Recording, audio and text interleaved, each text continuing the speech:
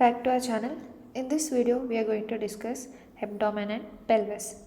So actually in this abdomen and pelvis we are mainly going to concern this video is about anterior abdominal wall. So let us start. So actually there are 9 regions of stomach. Among those 9 regions of stomach you have actually vertical plane and horizontal plane. Okay, so the vertical plane is formed by mid clavicular plane. So mid clavicular plane is nothing but it is in middle of clavicle point. It will come downwards. That is a mid clavicular plane. You are having two sides, right and left, mid clavicular planes. Horizontal planes are mainly you're having 3 horizontal planes. One is a subcostal plane, one is a inter or transtubercular plane, and the other one is a transpyloric plane. So about what I'm talking, if you remember this diagram, we draw like a checkboard like this, and we divide the abdomen into 9 regions like hypochondriac region, lumbar region, iliac region, right? So in middle, umbilical, epigastric. Okay, so if you remember all these 9 regions, so I'm talking about these 2 lines. These are the vertical lines called mid clavicular planes, and everyone know only about the 2 horizontal lines. There is also another horizontal line just above this line, and that is called as transpyloric plane. Okay, so first we'll see the first horizontal plane, that is a subcostal plane. So this here represents the subcostal plane. It is at the level of lower border of L2.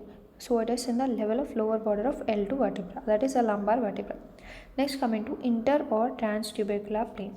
So this one is inter or transtubercular plane. In the name itself you can see transtubercular means it is between the 2 tubercles of iliac crest. You know, ilium or hip bone, it has a crest, iliac crest. So in the iliac crest there's a tubercle. So between the 2 tubercles you have a plane which is horizontal plane, that is a inter or transtubercular plane, and it is at the level of upper border of L5. You can see clearly at the level of upper border of L5. So the subcostal plane is at the level of lower border of L2. This is in the upper border of L5. Next, coming to another horizontal plane, that is a transpyloric plane. So this one is a transpyloric plane which is at the level of lower border of L1. So let us revise all the 3 horizontal planes. The first one is transpyloric plane which is at the level of lower border of L1. Next one is subcostal plane which is at the level of lower border of L2. So both are lower level, L1, L2. Next comes the upper border of L5. So this is a transtubercular plane. So this transpyloric plane, you can see it is lower border of L1. What are the structures by which it is passing? You know, if the name itself transpyloric. Pyloric means it passes through pylorus of stomach. Okay, and also it passes through fundus of gallbladder. So first it's easy to remember the organs and its parts. So first it is passing through pylorus of stomach, it is passing to fundus of gallbladder, and next it is passing by one artery origin and by vein origin. So that is the origin of superior mesenteric artery and origin of portal vein formation. So you can see, so one artery origin, one vein formation, and next coming to the kidney hilum of the kidney. So as we said, first we need to remember this 3: pylorus of stomach, fundus of gallbladder, hilum of kidney. Next you need to remember artery and vein. Okay, after that you remember this, that is the termination of spinal cord in adult and tip of 9th costal cartilage. So these are all the structures by which the transpyloric plane, this one, is passing through. So not this one, right? So this is transpyloric plane. So let us revise by which it pass. First remember pylorus of stomach, next remember fundus of gallbladder, next remember the hilum of kidney. After that remember one artery and vein. One artery is origin of superior mesenteric artery, portal vein formation. Next remember tip of 9th costal cartilage. Next remember termination of spinal cord in adult. Okay, so now coming to layers of abdominal wall. So for this, for example, this is a abdomen region. So first above it you can see this is a skin, so you have removed the skin. Okay, after removing the skin you will be having a superficial fascia. In the superficial fascia also it is in turn divided into fatty layer, membranous layer. So fatty means fat is present, membrane like sheet. Okay, so after superficial fascia, remove the superficial fascia, you will have a muscle. So actually external oblique muscle, if you want to draw, it will be on 2 sides and it will cover like this completely. Okay, and if you remove external oblique, inside you will be having an internal oblique like this, which will be like this. Okay, like a shield. And if you remove the internal oblique, next you will be having a transverse abdominis. So it is a transverse muscle. So it will be like this. and after that you will be having fascia transversalis. So you can see the order here, and after fascia transversalis finally you'll having parietal layer of peritoneum. So first skin, next superficial fascia, it is divided into fatty and membranous, next external oblique, next internal oblique, next transverse abdominis, next fascia transversalis, finally the parietal layer of peritoneum. So this is the order of layers of anterior wall of abdomen. So we can also compare this with the scrotum structures. So if you see in the scrotum, first you'll have skin of the scrotum. After that, if the superficial fascia of scrotum is formed by dartos muscle, next instead of external oblique muscle you'll have external spermatic fascia, and instead of internal oblique muscle you'll be having cremasteric muscle. Okay, and after that, instead of fascia transversalis you'll be having internal spermatic fascia. Instead of parietal layer of peritoneum we'll have tunica vaginalis. So this is about scrotum. So you can compare it with scrotum, but the anterior abdominal wall is comparable with the scrotum muscles and layers. Okay, so now let us see what is rectus sheet. Actually, these muscles like external oblique, internal oblique, transverse abdominis, these all muscles in the center they form an aponeurosis. So that aponeurosis forms a sheet-like structure called rectus sheet.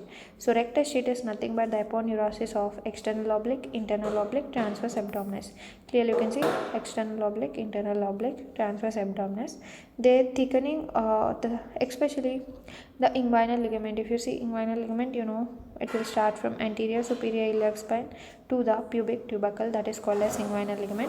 So the inguinal ligament is nothing but the thickening of external oblique aponeurosis. So external oblique aponeurosis thickening is nothing but forming a inguinal ligament. So let us see the inguinal ligament. So as I said, it is coming from anterior superior iliac spine to pubic tubercle, that is the inguinal ligament. And in the inguinal ligament, if you take a midpoint, that is called midpoint of inguinal ligament. And you have another line if you draw from anterior superior iliac spine to the pubic symphysis. Here the pubic symphysis, not pubic tubercle. For the case of midpoint of inguinal ligament, you should take pubic tubercle. For the case of mid-inguinal point, you should take pubic symphysis. From the anterior superior iliac spine to pubic symphysis, if you draw a line, and in the middle if you take a point, that is called mid-inguinal point. So remember the difference between midpoint of inguinal ligament and mid-inguinal point. So in the midpoint, it is between pubic tubercle, anterior superior iliac spine. In the mid-inguinal point, it is between pubic symphysis and anterior superior iliac spine. So this are the two structures which we need to differentiate. And next, coming to the just you see above 1.25 centimeters above mid-inguinal point you will get a deep inguinal ring. We are going to discuss about this also in this video, deep inguinal ring. And this inguinal ligament is also called as Paupart's ligament. Okay, so now let us see some modifications in the inguinal ligament. You have three modifications you can see here. So what are those three modifications? The first modification is the reflected part of inguinal ligament. So the reflected part is arising, you can see, in between the pubic tubercle and pubic crest. Here the reflected part of inguinal ligament, and it is moving in the direction of linea alba. You can see this is the linea alba. Okay, so this is the first modification. And the second modification is a pectineal ligament of Cooper. Actually this from the inguinal ligament it will run forward and it will form a pectineal ligament of Cooper under the femoral ring. And the third modification is a lacunar ligament of Gimbernat. So here you can see this is the lacunar ligament of Gimbernat, which is present medial side of femoral ring. So you can see this is a femoral ring. Actually this is a femoral sheet, and this last one is a femoral canal. You know, in the upper side of femoral canal you will be having a femoral ring. So already we remembered in the lower ring we have discussed medial to femoral ring will have lacunar ligament, right? So lacunar ligament of Gimbernat, it is called lacunar ligament of Gimbernat, present medial side of femoral ring. So these are the three modifications. So next, coming to the muscles which are discussed, that is external oblique, internal oblique, transverse abdominis. All three muscles are having two same functions, that is a maintenance of abdominal tone and also increasing the intra-abdominal pressure. So this is a common function for the two muscles, okay, sorry, for the three muscles. And coming to the neurovascular structures, as we said, the layers here, the neurovascular structures are present between internal oblique and transverse abdominis. You can see there's two layers. So in between this internal oblique and transverse abdominis, in middle like this, I'll drawing a line. So like this, we'll be having a neurovascular bundle. Okay. Next, coming to actions of external oblique and internal oblique. Mainly, external and internal oblique are useful for lateral flexion. For example, if this is a body, if I want to bend this side or this side, that is called lateral flexion. Okay. So for lateral flexion, we use this external and internal oblique muscle, and also, as we already discussed, all three muscles involved in maintenance of abdominal tone, increase intra-abdominal pressure. Okay. So this is about internal oblique. So not only internal oblique, even external oblique is useful for lateral flexion of trunk. Now coming to the transverse abdominis. Transverse abdominis, mainly its nerve supply is important, that is T7 to T12, lower intercostal nerves. Okay, T7 to T12, lower intercostal nerves. Now let us discuss what is arcuate line. Arcuate line is nothing but it's a line between the umbilicus and pubic symphysis. For example, this is umbilicus region, and here this is the pubic symphysis. Two sides you have bones. So this line is called as arcuate line. Okay, in the middle of your body. So rectus sheet, by it is formed by aponeurosis of external oblique, internal oblique, transverse abdominis, and these three muscles are having two lamellae. They are made up of two lamellae. You can see external oblique two lamellae, internal oblique two lamellae, transverse abdominis two lamellae. So actually this rectus sheet is divided into two types, like above the arcuate line and below the arcuate line. So how it is present, let us see.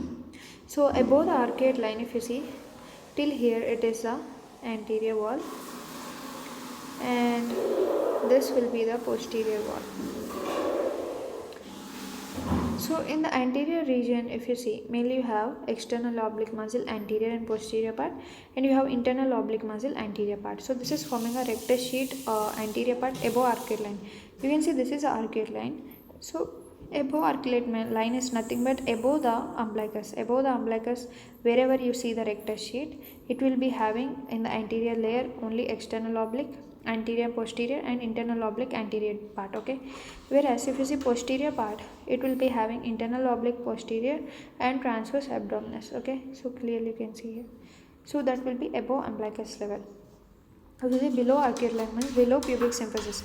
Below pubic symphysis, if you see the rectus sheet, the anterior wall is made up by all three muscles, that is external oblique, internal oblique, transverse abdominis, and the posterior wall is ill defined, or you can say it is deficient below, or only it is having a fascia transversalis. Only fascia transversalis. Okay, so this thing you need to remember.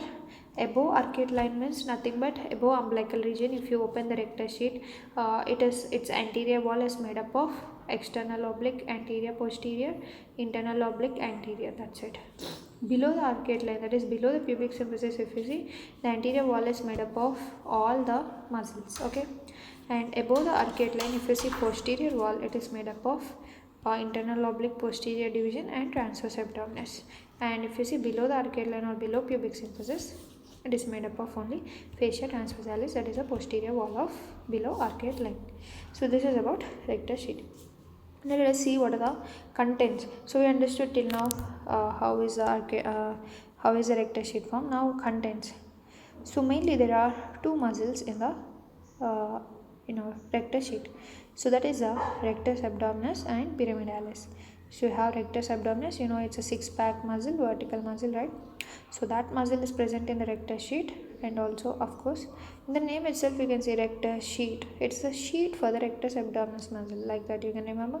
And also pyramidalis muscle will be present here. Okay, and there are also two vessels present in rectus sheet, that is the superior and inferior epigastric arteries. Okay, if you see superior epigastric artery, it is a branch of internal thoracic artery. Internal thoracic artery will divide into superior epigastric, musculophrenic artery. So this superior epigastric artery is present in rectus sheet. And also inferior epigastric artery, which is a branch of external iliac artery. So now let us discuss about the contents of rectus sheet, about them in detail, like rectus abdominis muscle and pyramidalis. So rectus abdominis muscle, its origin is from pubic crest and tubercle. So pubic crest, if you remember, like in the inguinal ligament as shown. For example, this is inguinal ligament. Here you will be having pubic crest, and this side you will be having pubic tubercle. So PT means pubic tubercle. So from the pubic tubercle, you will be having origin of rectus abdominis. So from there it will go vertically like this. and it will go and insert into 5, 6, 7 costal cartilage. So clearly you can see origin from pubic crest and tubercle, insertion into the 5, 6, 7 costal cartilage. And also they are having tendinous intersections. If you remember rectus abdominis, like this will be having tendinous intersections which prevent bowstringing of rectus abdominis, like they prevent the collapse or like destroying of rectus abdominis muscle. So what nerve is supplying? T7 to T12. So if you remember in before we discussed here, transverse abdominis is also supplied by T7 to T12, and even the rectus abdominis muscle is supplied by T7 to T12. And the action is flexion of trunk. Flexion means, for example, this is our body like this. If some pen has fall down, you will bend down like so. That bending is because of rectus abdominis flexion. So it is useful for flexion of trunk, and also it maintains abdominal tone, increase intra-abdominal pressure. We know that. Now coming to pyramidalis. So pyramidalis is getting its origin from pubic symphysis. You know, this will be the pubic symphysis here. Okay, so from here it will get its origin and it will go and insert to linea alba. You know, here middle linea alba, so it will go and insert to linea alba. Action is to tense the linea alba, and the nerve is T12 or subcostal nerve. Okay, so common origin, insertion, action. Oh sorry, here I am saying O means origin, I means insertion, A means action here, OIA. Okay, so now let us see once again what are the superior epigastric. We already discussed about this both. And one more thing is that the inferior epigastric artery is present in lateral umbilical fold. Actually in the umbilical region you will have folds like this will be median umbilical fold, this will be medial, this will be lateral. So this is lateral umbilical fold, this is medial, this is median. So you should see the name here clearly, median, medial, lateral. So in the lateral umbilical fold you have a inferior epigastric artery which is branch of external iliac artery. Okay, so in lateral here you will be having inferior epigastric artery, and the medial umbilical fold here you will having umbilical artery, obliterated umbilical artery. In the median umbilical fold, median here you will be having urachus. Urachus is forming apex bladder to umbilicus. Okay, so median urachus, medial obliterated umbilical artery, lateral inferior epigastric artery. So you should remember them. Now let us discuss about inguinal canal. So inguinal canal is an intermuscular canal, like it's a muscular canal which is mainly situated lower and medial to inguinal ligament. Actually, so for example here we are drawn an inguinal ligament.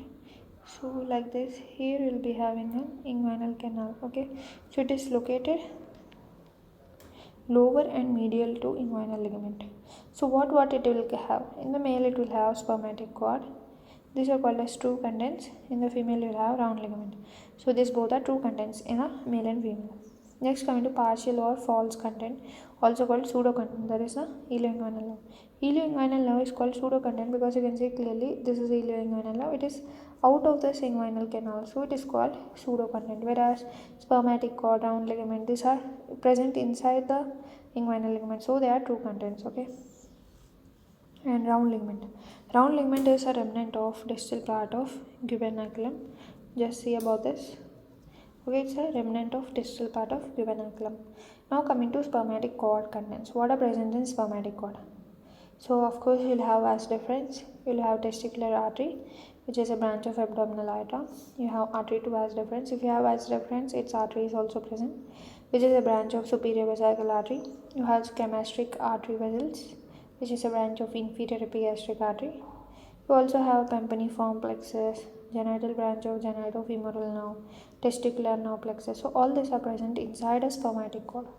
Note that ilioinguinal nerve is not a content of spermatic cord and it is not damaged in vasectomy. So testicular artery. So let us see different arteries now and from which they are coming. Testicular artery is a branch of abdominal aorta. Artery to vas deferens is a branch of superior vesicular artery. Cremasteric artery is a branch of inferior epigastric artery. Okay. Now here let us discuss the relations of inguinal canal. So inguinal canal is actually divided into deep inguinal ring and superficial inguinal ring. Let us discuss it. So if you see deep inguinal ring, it is actually a deficiency in the fascia transversalis. It's a defect in fascia transversalis, and it is inlet for inguinal canal. This is inguinal canal, right? And it is 1.25 centimeter above mid-inguinal point. We already discussed this point. Next, coming to superficial inguinal ring. It is an outlet. It is a defect in external oblique muscle. Okay, and it is above and medial to pubic tubercle. You can see this is pubic tubercle. So this is above and medial to the pubic tubercle. Now, coming to femoral ring. Femoral ring is below and lateral to pubic tubercle. Okay, femoral ring you'll be having it here, so it is below and lateral to pubic tubercle, but superficial inguinal ring is above and medial to pubic tubercle. These things you need to remember. So now let us see some other structures. Like you can see here, this is a posterior wall formed by fascia transversalis, anterior wall formed by external oblique muscle. Okay, and this is towards the medial side. You are having a reflected part of inguinal ligament. On the medial side you have conjoint tendon. On the lateral side you have transverse abdominis and internal oblique muscles. So now let us, as we understood the diagram, now let us see anterior wall. So in the anterior wall you have external oblique, and it is strengthened by internal oblique laterally. So you can see this is the anterior wall which is formed by external oblique, and laterally it is strengthened by internal oblique. Okay, and pubic tubercle differentiates femoral from inguinal hernia. So pubic tubercle is the one which is differentiating the femoral hernia and inguinal hernia, because above the pubic tubercle you have inguinal hernia, below the pubic tubercle you have femoral hernia. Okay, and the roof of transverse abdominis and internal oblique muscle. So actually if you see the posterior wall is formed by fascia transversalis, and it is strengthened medially by conjoint tendon, which is in turn formed by internal oblique transverse abdominis.